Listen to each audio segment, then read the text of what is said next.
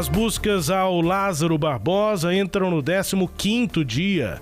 E a gente segue aqui avaliando a situação da polícia, enfim, das forças de segurança para apreender esse criminoso. A gente está em contato agora com o perito criminal aposentado da Polícia Civil do Distrito Federal e membro do Conselho do Fórum Brasileiro de Segurança Pública, Cássio Tioni. Cássio, muito obrigado pela disponibilidade aqui de conversar com a gente. Bom dia. Bom dia. É um prazer poder falar com vocês, também com espectadores e ouvintes da tarde. Prazer ter você com a gente, Cássio. Já são 15 dias, né? Entramos aí no 15º dia dessas buscas e a gente fica questionando, por exemplo, se não já seria necessário um apoio de forças especializadas do Exército, por exemplo, com o trabalho em mata, em selva, Cássio. É muito burocrático. Qual é a sua avaliação até agora, já com esses quase 15 dias de buscas ao Lázaro aqui no entorno do Distrito Federal? Bom, a minha avaliação inicial é que a gente tem que reconhecer que essa não é uma operação simples. Ela é uma operação que tem uma complexidade diferente às características de onde ela ocorre, né? A questão de diversos tipos de terreno, a questão de nós termos zonas rurais e também zonas de cerrado, de mata ciliar, com grotas, com regiões acidentadas. E, além de tudo, o fato do próprio suspeito, né, até então, ou procurado, estar num ambiente que lhe é extremamente favorável no que diz respeito à forma de se deslocar, ao fato de ele estar habituado, né, dizem que ele é um mateiro, etc. Isso torna realmente a operação complexa. Nós temos dito que com relação à questão do Exército, o Exército já tem dado apoio para as operações, né, através de equipamentos.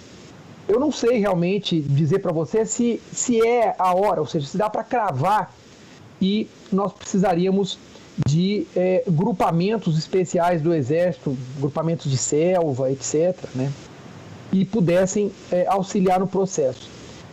Até porque eu acho que as equipes especializadas que estão atuando, algumas delas também têm essa expertise nesse tipo de terreno. A questão é talvez o fato da gente ter que trabalhar todos os dias, né, com elementos novos, realimentar processos decisórios, tomar iniciativas em relação a tentar se antecipar aos prováveis passos do Lázaro, né?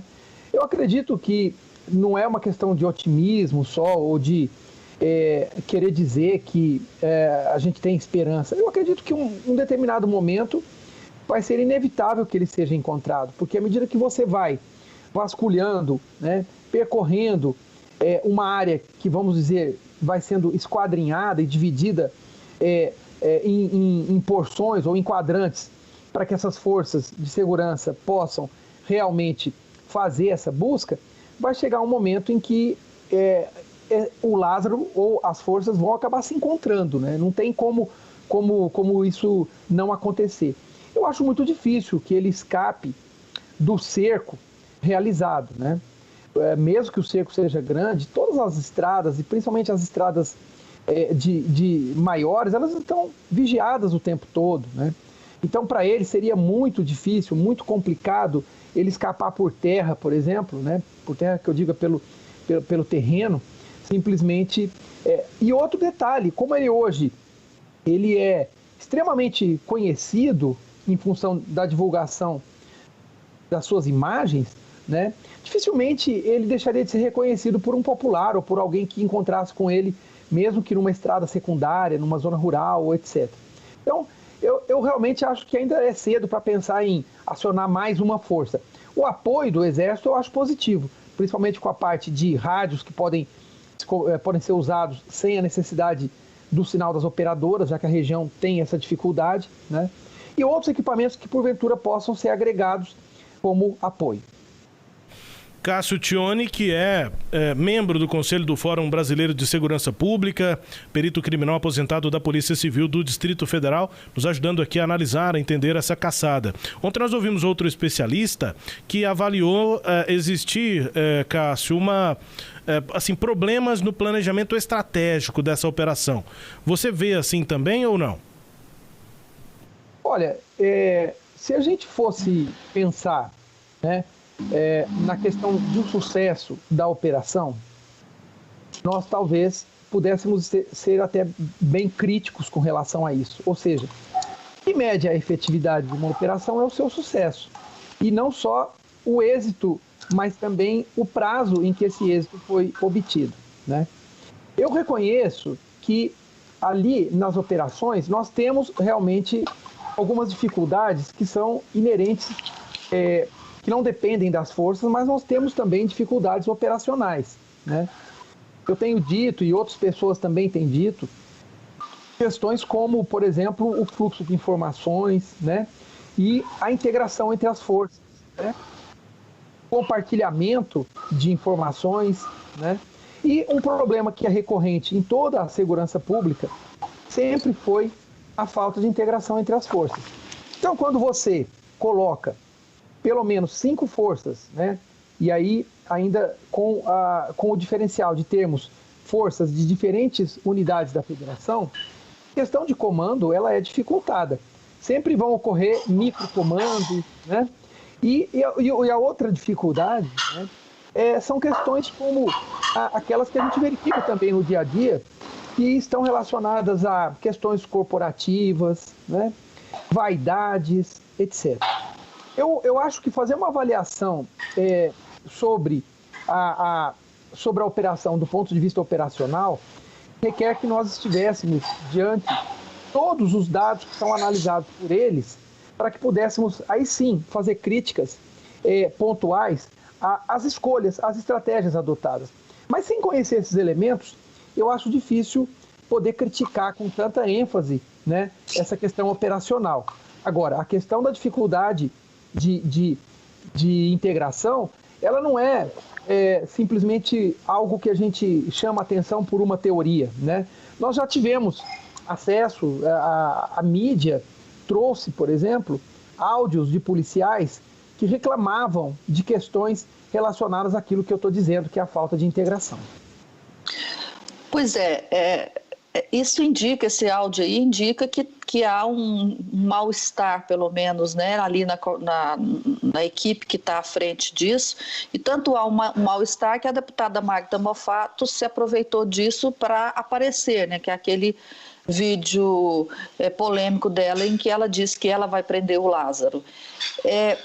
Isso pode estar contribuindo para o insucesso até agora da operação, ou a gente não pode chamar isso até agora de um insucesso? Olha, mesmo que a gente não tenha como afirmar categoricamente que isso colabora para o insucesso, eu digo para você que esse tipo de postura, né, que não foi só da deputada, mas foi também dos 2 governadores dos estados envolvidos, né, trocando farpas nas redes sociais, por exemplo, isso em nada contribui para o sucesso da operação. Aliás, né, é impossível que aquilo que a gente poderia chamar de um ruído entre as forças, né, esse mal-estar, é impossível que isso não chegue na prova, né? Então, eu até comentei em um site o seguinte: eu acho que esse tipo de iniciativa, né, que acaba vindo ou de gestores ou de políticos, né, nada mais é do que busca de holofotes, né, em cima de uma situação em que isso não deveria ocorrer.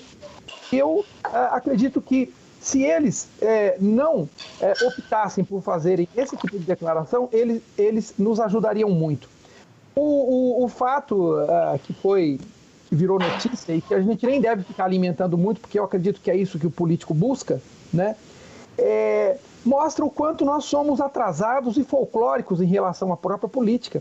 Me lembrou, inclusive, coisas que a própria televisão trazia como folclóricas, como coisas de Odorico Paraguaçu e coisas do gênero, né? Então, sinceramente, eu só tenho uma coisa a dizer a respeito do que foi veiculado em relação a isso, que é extremamente lamentável e até triste de se ver. Pois eu vi uma entrevista do senhor, que o senhor falava a respeito dessa questão da atuação das forças policiais na região e que o fato de o Lázaro estar escapando não indicava só a ineficiência da atuação da polícia. Como é que o senhor vê isso agora, passados já 15 dias? Então, a questão é que qualquer operação ela tem particularidades, né? Como eu disse para você, eu até, nesse ponto, eu não tiro a razão de quem diz que não há como cravar um tempo, porque não é algo que a gente, que dependa só da gente, ou seja, é diferente de você estabelecer uma meta, né, para uma atividade e falar assim, bom, se eu cumprir essa meta, eu vou atingir o objetivo. Esse tipo de operação não funciona assim, porque existem fatores que não dependem da atividade policial. O local onde ele está onde ele está escondido, ou onde ele se esconde, né? Às vezes, não vou dizer que dependa de sorte, mas até o fato do momento em que ele vai ser encontrado, né? E questões como, por exemplo, se ele for encontrado dentro de uma chácara, numa área rural, mas, por exemplo, se ele estiver dentro de uma habitação e puder ser cercado, ele não vai ter para onde continuar empreendendo fuga, se ele estiver completamente cercado. Mas como tem ocorrido, quando ele se depara com alguma força policial, ele sempre tem à sua retaguarda uma imensa área para poder escapar, e é isso que ele tem feito, né? Então, realmente, a gente fala isso porque nós não podemos também simplesmente ficar insistentemente batendo na mesma tecla e dizendo que isso é só culpa da polícia. Não, a polícia está fazendo o trabalho dela. Esse sucesso, dificilmente ele vai ser medido só pelo tempo em que isso vai acontecer, porque depende de muitos outros fatores, né? Se nós não estivéssemos com as operações ali sendo realizadas, né, com o cerco sendo feito, com as estradas vigiadas e empregando todos os recursos que estão disponíveis nesse momento, aí sim eu acho que caberia uma crítica mais severa. Mas, veja, nós estamos fazendo isso, estamos empregando recursos, estamos empregando um contingente que, inclusive, parece-nos até, para muitas pessoas, parece grande demais, né? Porque você empregar 270 homens de forças de segurança, se você para pensar, são 270 pessoas que estão deixando de atuar onde elas antes atuavam, né? Então você está deixando a descoberto, né, uma série de outras regiões ou outros tipos de ocorrências ou outros tipos de vigilâncias, né? E aí sim, realmente, o Lázaro está dando muito trabalho, né, em relação a isso, porque ele está utilizando, né, ele está obrigando as forças de segurança ou a segurança pública a utilizar um efetivo que poderia estar deslocado para muitas outras coisas. Bom, então é difícil uma situação como essa, não é fácil para as forças de segurança apreender um fugitivo nessas condições? A maior dificuldade que eu vejo, a inicial, sobretudo, é a questão de encontrá-lo, né? Porque cercá-lo, se ele tiver condição de ser cercado, não vai ser tão difícil. Mas a coisa principal, o ponto principal que vai desencadear o desfecho vai ser a sua localização. Ele tem que ser localizável, né? E aí entram outras dificuldades, porque, por exemplo, eu acredito que mesmo que ele tenha produzido o roubo de alguns celulares durante as suas invasões, ele não está fazendo uso, provavelmente, né? Até porque tem certeza que os órgãos de inteligência já têm vigiado isso, ou seja, você pode, por exemplo, né, e aí tem o problema dos sinais, das operadoras lá, mas você pode, com as antenas de celular, você rastrear, desde que você conheça os números dos celulares, rastrear essas ligações, né? Então, assim, eu realmente acho que a dificuldade, ela se faz muito mais por isso. É como você procurar uma agulha no palheiro, numa área de 10 km². Você pensar onde que ele pode estar exatamente naquele momento e ele não fica sempre parado. Então, você sabe que, você pensando assim, você consegue ter uma ideia razoável dessa complexidade. Cássio, quando eu vejo assim, as notícias e de que a polícia fechou o cerco ao Lázaro, e eu vi isso quase todos os dias, pelo menos, né, há 10 dias nós estamos vendo isso, eu fico pensando assim, gente, ou essa notícia não é correta, não está fechando o cerco coisa nenhuma, ou então a polícia está encontrando dificuldades porque ela fecha o cerco, mas não prende. Quer dizer, e essa informação, quando é dita, é um exagero dizer que fechou o cerco ou faz algum sentido? Ela pode fazer sentido, mas ela é algo que pode, para a estratégia ou para quem coordena a operação, ela pode representar, por exemplo, olha, eu fechei o cerco, então eu sei que ele está dentro desse perímetro de 10 quilômetros, né? Ou então aí eu vou reduzindo o perímetro, então daqui a pouco ele vai estar dentro de um perímetro de 5, daqui a pouco ele vai estar dentro de um perímetro de 2. Isso, aliás, esse termo, né, fechar o cerco, ele faz parte do próprio jargão operacional, etc. Mas é importante entender, e eu acho que eles não vão entrar nesse tipo de detalhe, né? Se algum jornalista perguntar para ele assim, qual é o tamanho atual desse cerco, né? O que vocês consideram a área onde não existe possibilidade do Lázaro não estar? Ou seja, eu tenho certeza que ele está nessa área, né? E qual é a vigilância nesse perímetro que vocês estão dizendo que fecharam o cerco? Então são esses detalhes que realmente eu acho que, inclusive, né, para quem coordena, o cuidado com as palavras é sempre necessário, porque passa uma ideia para as pessoas, às vezes um pouco errônea, né, em relação à realidade do que é essa operação, né? E realmente você tem razão, eu também ouvi isso várias vezes, né? E fica parecendo que é como se o Lázaro estivesse quase ao alcance das mãos das pessoas e não é bem isso, né? Quer dizer, o que tem que se relativizar o que significa esse fechar o cerco. Se eu estiver fechando o cerco com ele, por exemplo, cercado em uma única residência de uma das chácaras que ele invade, é uma coisa. Agora, fechar um cerco com um perímetro de 5, de 10, de 7, é complicado, né? Quilômetros eu estou falando. Bom, há 26 anos atrás ficou muito famoso uma fuga e uma procura que ela teve tanta visibilidade quanto está ocorrendo hoje, que foi a do Leonardo Pareja. Ele fez uma refém num assalto em Feira de Santana da Bahia. Ele era daqui de Goiânia e saiu em fuga pelo país, e aí foi aquela mobilização geral para tentar localizar o Pareja.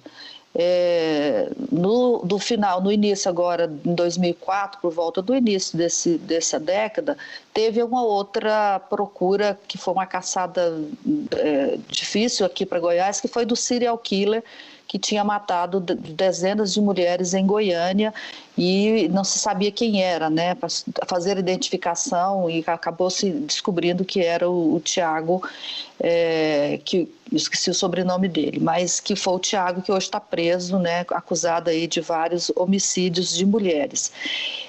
Isso é comum no Brasil todo, esse tipo de eventos, de episódios, ou é uma característica que você que é do Distrito Federal, que conhece também um pouco de Goiás, ou isso é uma característica do nosso estado, da nossa região?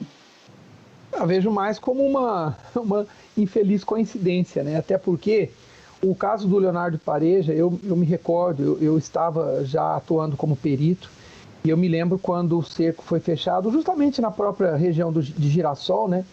Foi quando ele fez a última troca de tiros com a polícia, se eu não me engano, e foi quando ele acabou sendo capturado, né?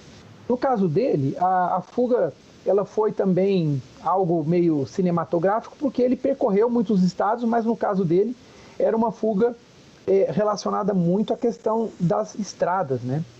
E o Leonardo Pareja, depois, ele se mostrou uma pessoa diferenciada em alguns aspectos, né? Ele se tornou uma liderança dentro do presídio, se eu não me engano, né? Foi.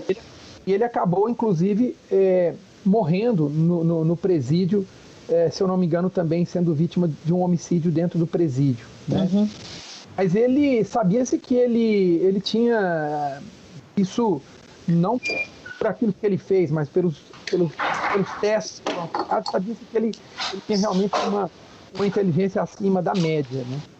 E com relação ao Tiago, né, a gente não teve propriamente uma perseguição, né? A gente não teve, ali o que foi muito difícil foi tentar correlacionar as ocorrências para que se entendesse que nós estávamos diante de aquilo que nós chamamos de um homicida serial, né?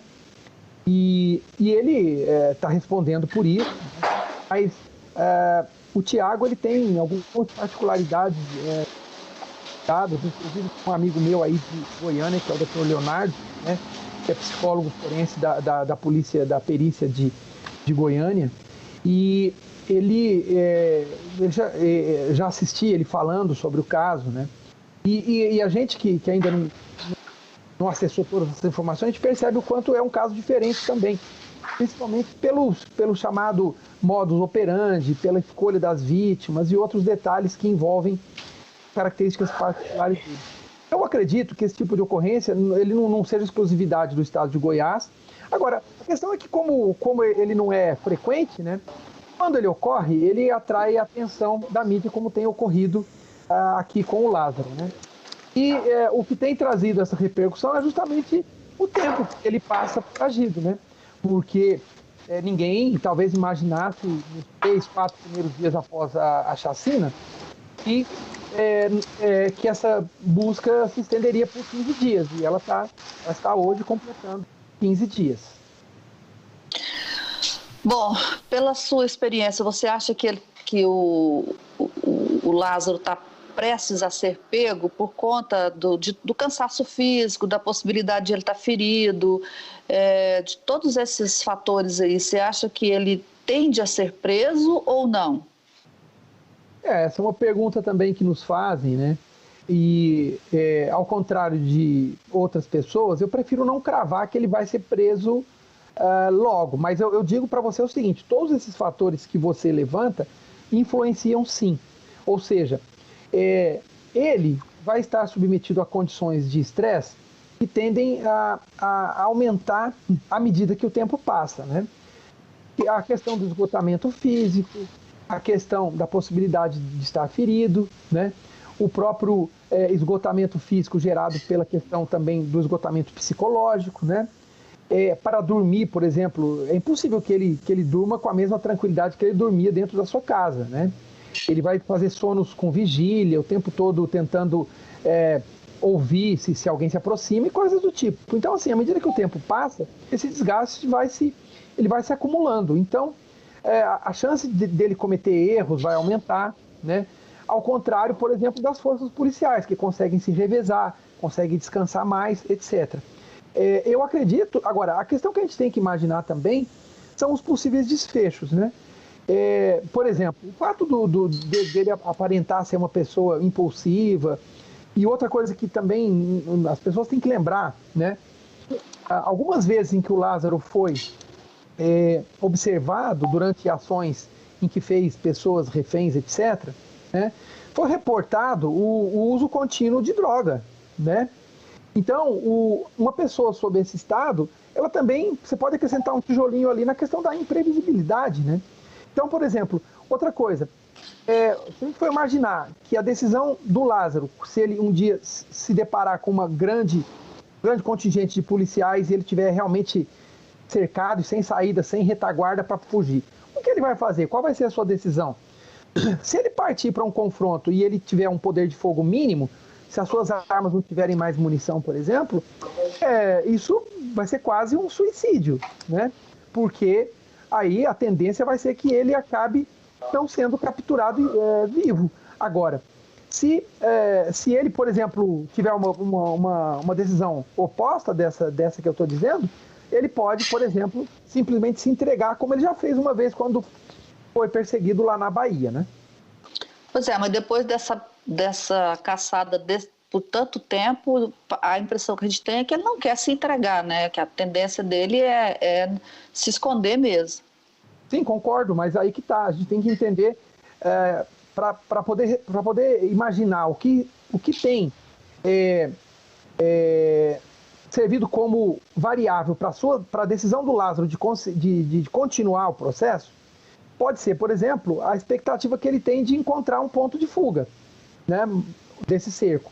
Além disso, o fato de se sentir, por exemplo, em parte protegido, porque, vamos supor que ele esteja condicionando essa decisão ao fato de ainda ter munição, de ter armas, por exemplo, com ele, né?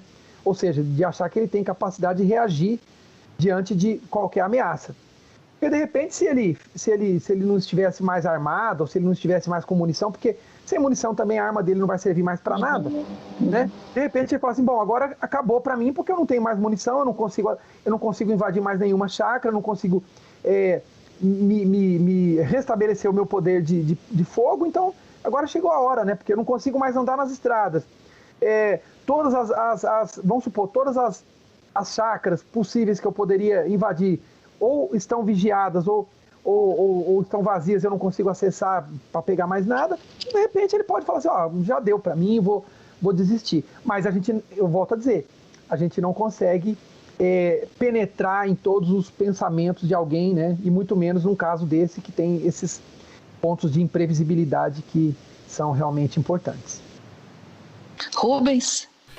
Não, é isso. Obrigado pela entrevista aqui e bom dia, bom trabalho aí, Cássio. Muito obrigado, foi um prazer falar com vocês, a gente segue à disposição. Obrigado aqui pela conversa. Conversamos com o Cássio Tioni, que é membro do Conselho do Fórum Brasileiro de Segurança Pública, analisando aí essa caçada ao Lázaro, né? Ele também é perito criminal aposentado da Polícia Civil do Distrito Federal. Destaque a íntegra aqui dessa entrevista, você confere a seção do nosso portal, o sagresonline.com.br.